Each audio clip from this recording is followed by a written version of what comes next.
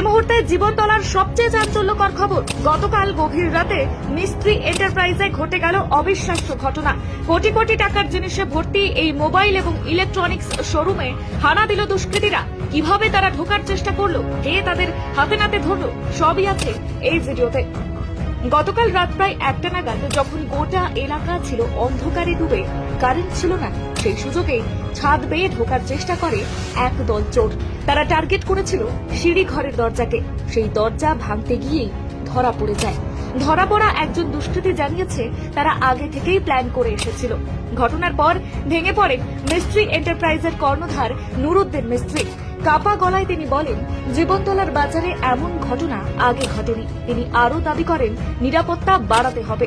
এ বিষয়ে স্থানীয় বিধায়ক শওকত মোল্লা তাকে আশ্বাস দেন যে শীঘ্রই বাজার এলাকায় নজরদারি এবং নিরাপত্তা ব্যবস্থা জোরদার করা হবে।